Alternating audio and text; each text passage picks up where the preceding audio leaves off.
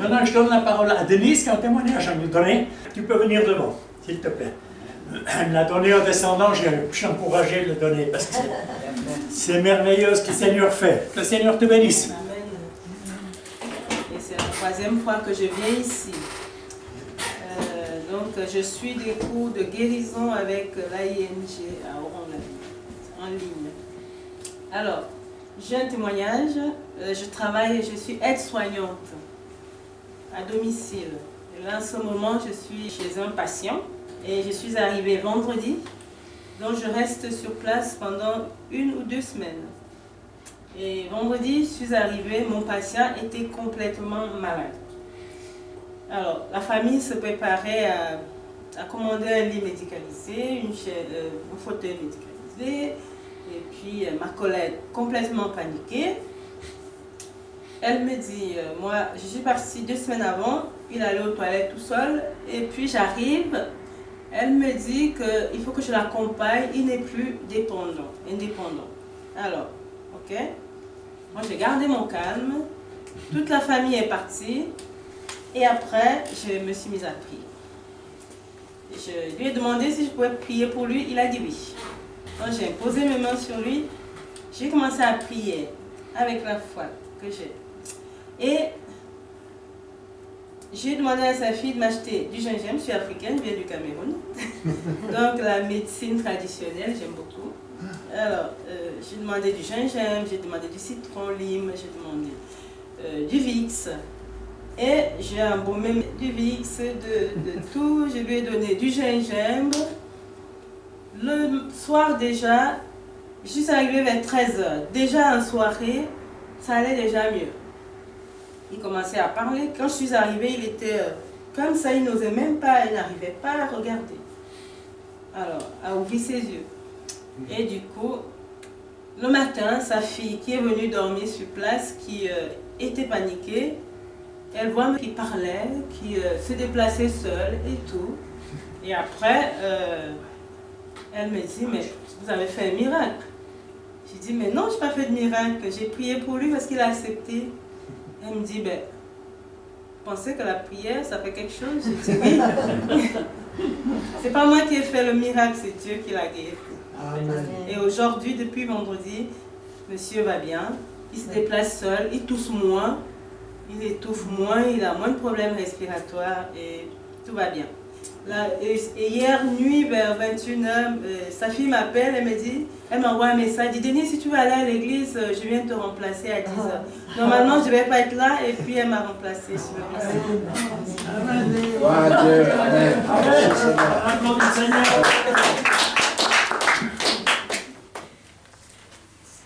Alléluia. Bonjour, bonjour à tous. Vous êtes prêts pour la parole de Dieu? Je reprends sur ce que j'ai juste fait à l'introduction il y a 15 jours, sur ce vase brisé qui a été réparé. Et c'est cette image que je vois depuis quelques semaines. Chaque fois que je suis dans un temps de louange, d'adoration, j'ai cette image de ce vase qui est devant moi. Et vous avez vu, ces vases, ils ont été brisés et ils ont été réparés avec une colle en or.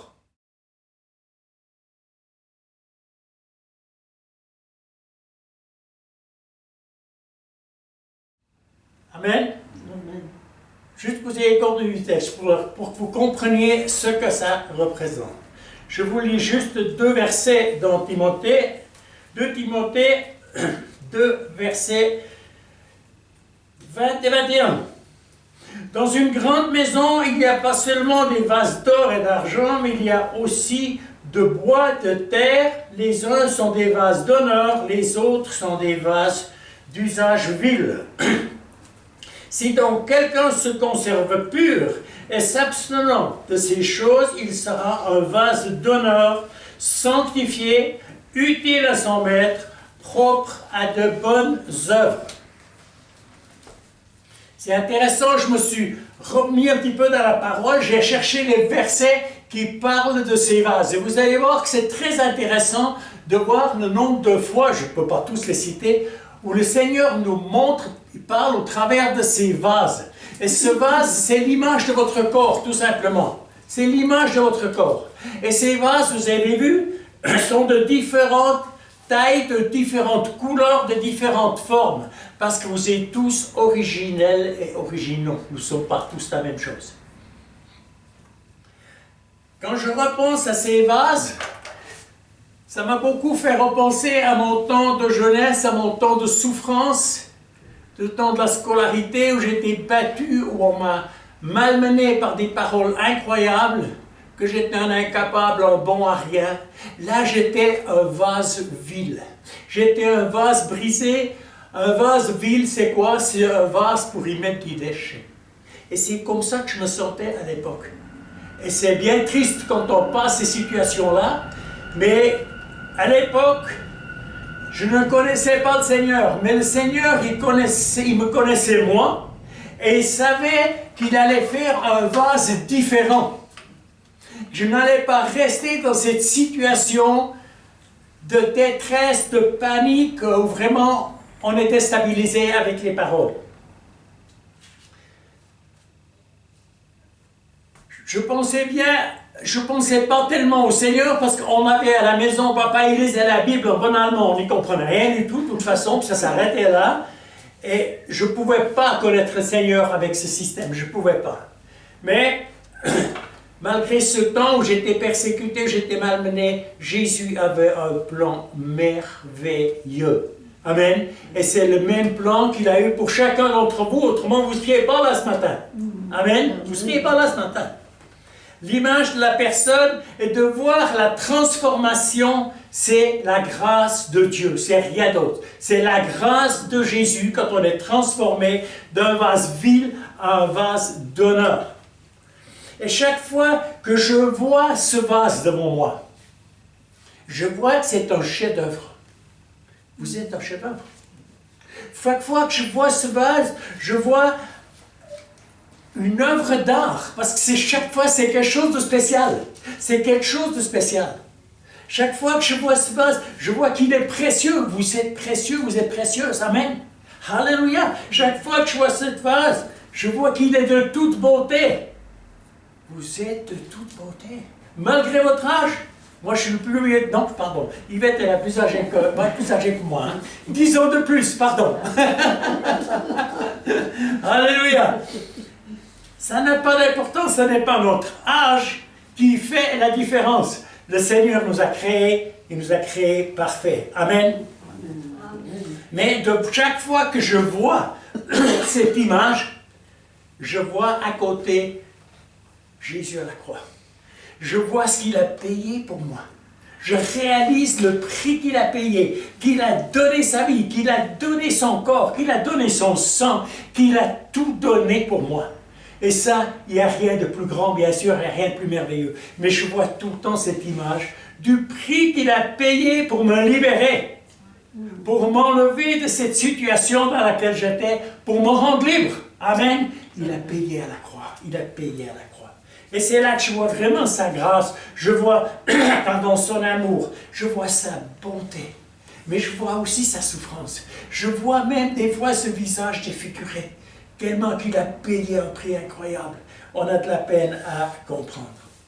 Je vois des fois ce sang qui a coulé pour moi.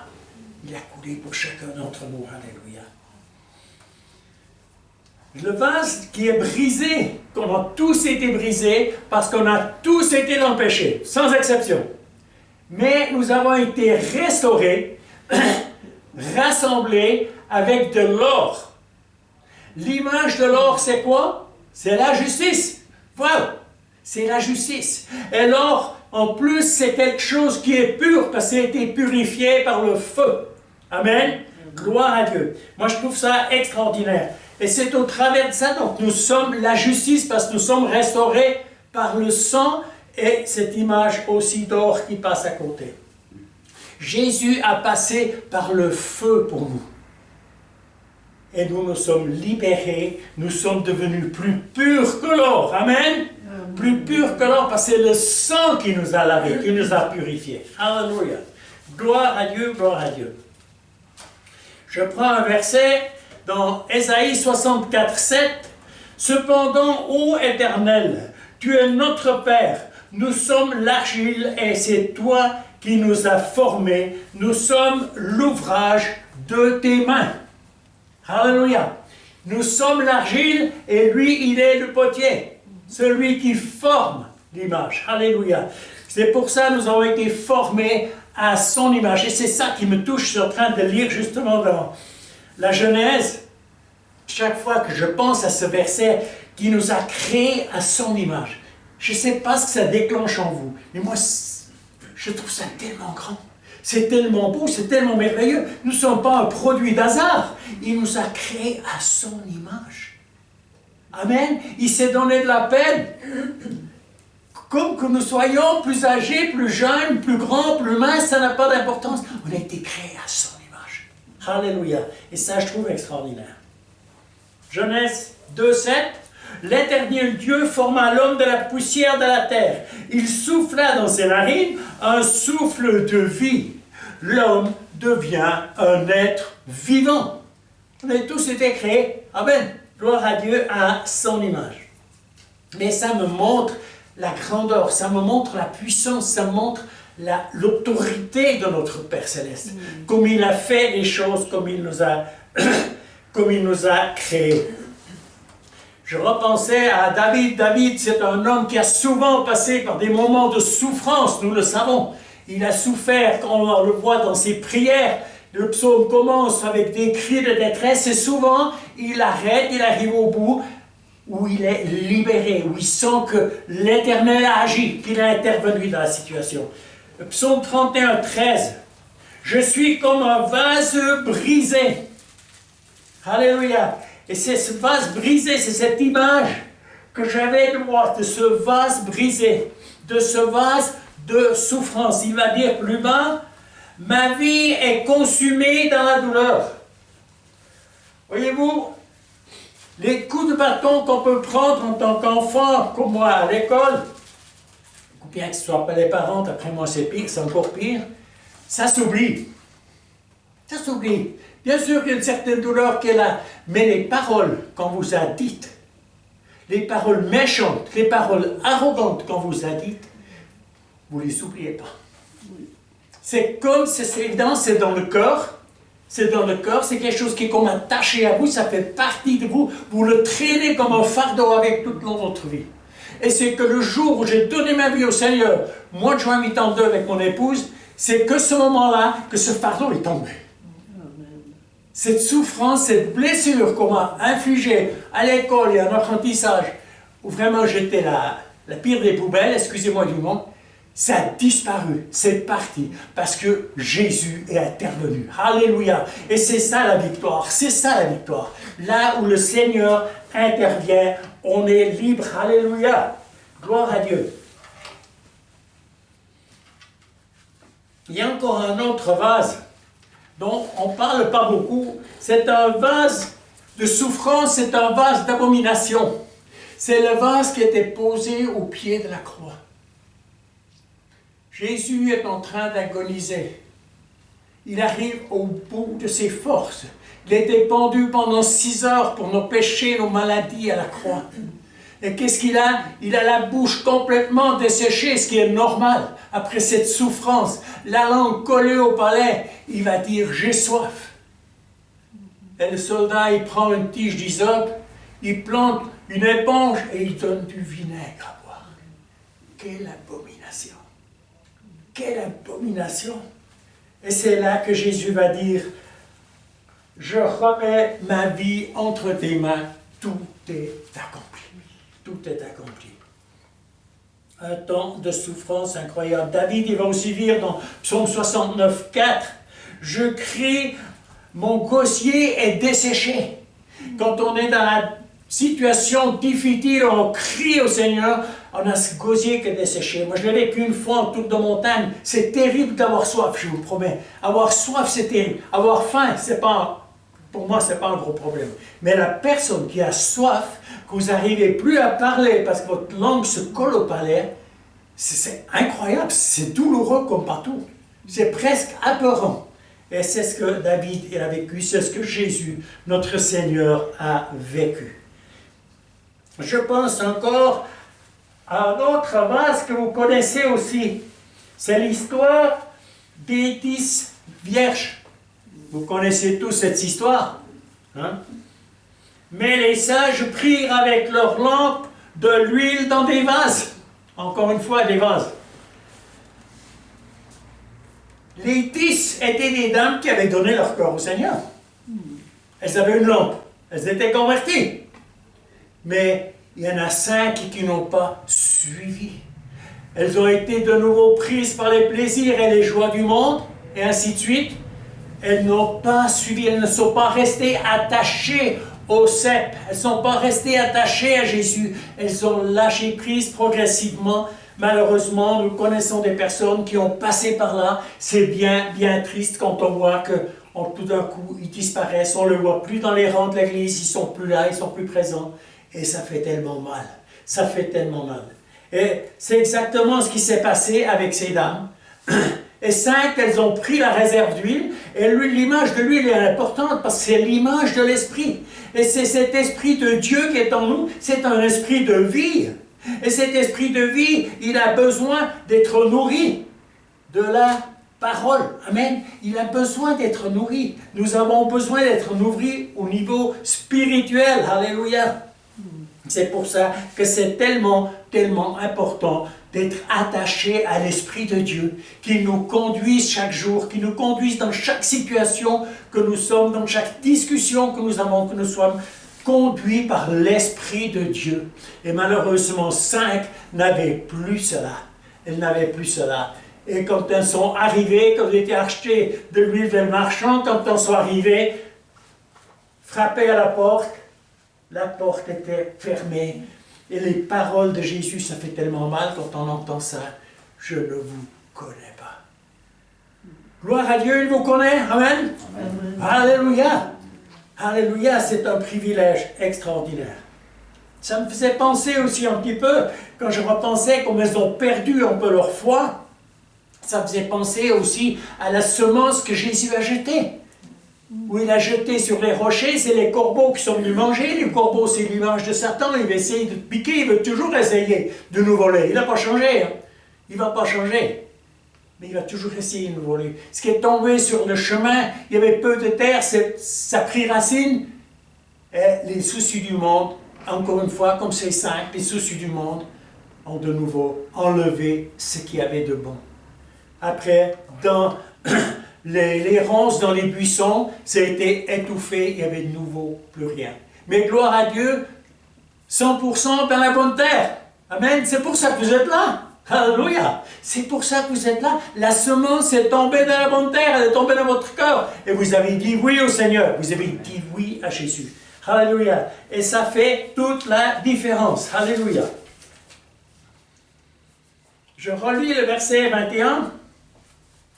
Si donc quelqu'un se conserve pur et s'abstient de ces choses, il sera un vase d'honneur, sanctifié, utile à son maître, propre à toutes bonnes œuvres. Paul, il va dire ça, je n'ai pas cité avant, je m'excuse. Paul, il va citer ce verset, ce passage à Timothée pour lui dire, fais attention, il y a des fausses doctrines, il y a des faux enseignements, il y a des esprits religieux, ne te laisse pas prendre par ces choses, reste pur, reste attaché au Seigneur. C'est ça qu'il veut dire au travers de l'image de ces vases. Si nous restons purs, si je m'abstiens de ces choses, surtout des situations qui nous concernent, les situations religieuses. C'est tellement tragique, tout ce qui est religieux, c'est ce qui est fait de l'homme. Et comment voulez-vous que l'homme vous apporte quelque chose?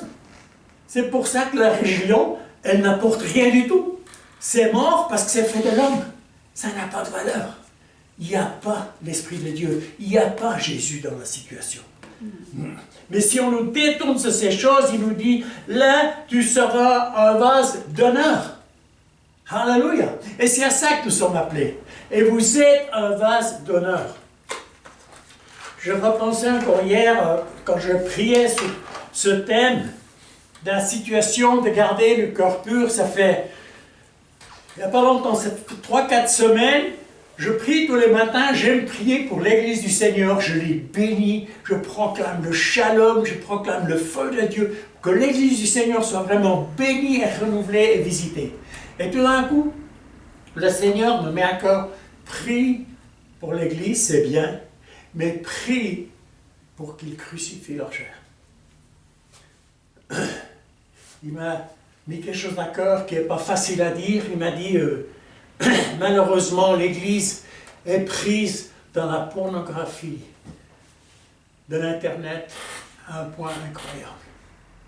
Et beaucoup, l'Église, elle le souffre, elle est affaiblie, elle est sans force en partie à cause de cela. Parce que cette pornographie, malheureusement, il m'a dit, prie aussi pour les pasteurs. Il y a des pasteurs qui sont pris dans ce problème. Évidemment, c'est quelque chose de fou parce que c'est fait en secret, personne ne voit rien, personne n'y connaît, mais ça affaiblit. Et l'Esprit de Dieu, il y a 3 personnes qui sont attristées au travers de cette situation. C'est le Père, notre Créateur. C'est Jésus qui a donné sa vie pour nous libérer de ces choses qui est attristé. Et l'Esprit de Dieu, qui est un gentleman, il va commencer à se retirer. Et ça, c'est tragique, c'est tragique, c'est tragique. Si vous y pensez, laissez-vous conduire par l'Esprit de Dieu. Moi, je rends grâce tous les matins, Seigneur, merci. Merci parce que tu libères. Je pensais à Galates 5, que vous connaissez tous. On connaît tous le verset 23, les fruits de l'Esprit, mais le verset 24... Ceux qui sont à Jésus-Christ ont crucifié la chair, avec ses passions, ses désirs.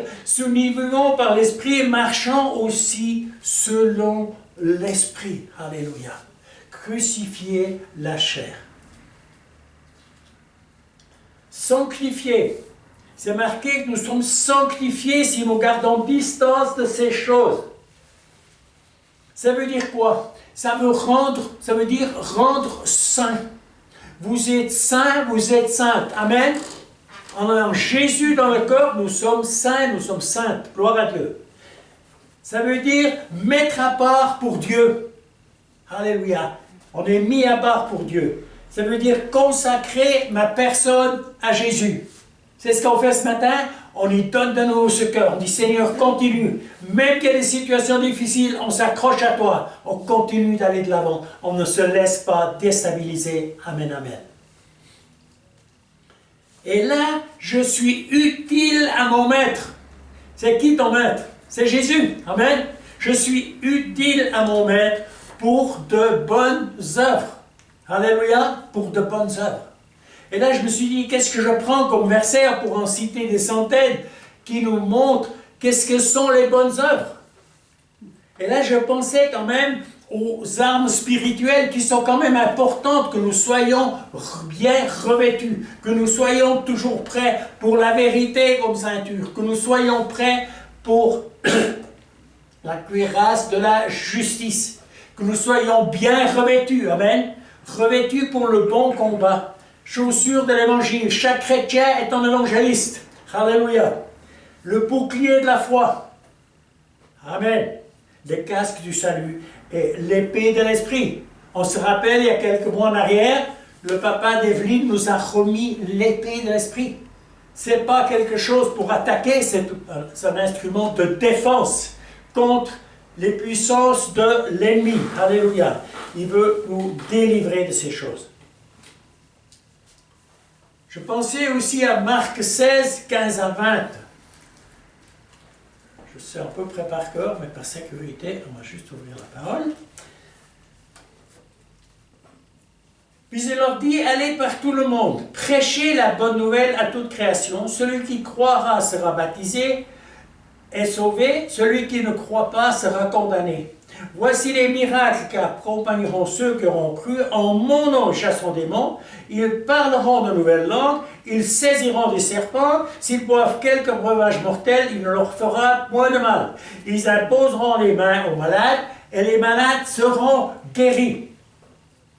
Je suis utile à mon maître pour de bonnes œuvres. Si nous pratiquons cela, nous faisons des bonnes œuvres.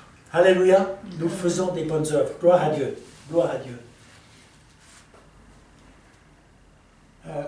Mon dernier verset, 2 secondes, Apocalypse. Non, C'est pas vrai. Psaume.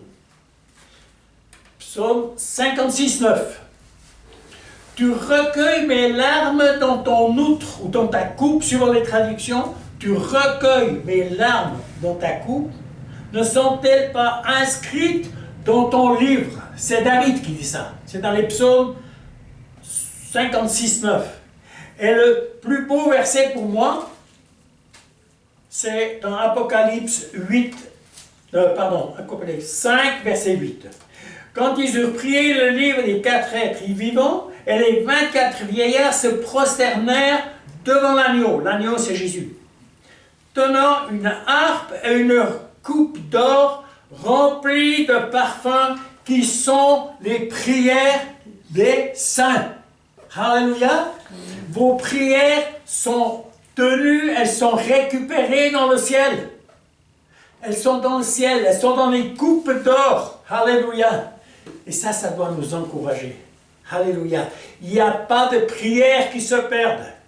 Qu'elles soient petites ou grandes, longues ou courtes, c'est égal. Chaque prière est reprise. Mais c'est la prière des saints. On est bien d'accord? C'est la prière des fils et des filles de Dieu. Parce que vous êtes saints et que vous êtes saintes. Alléluia.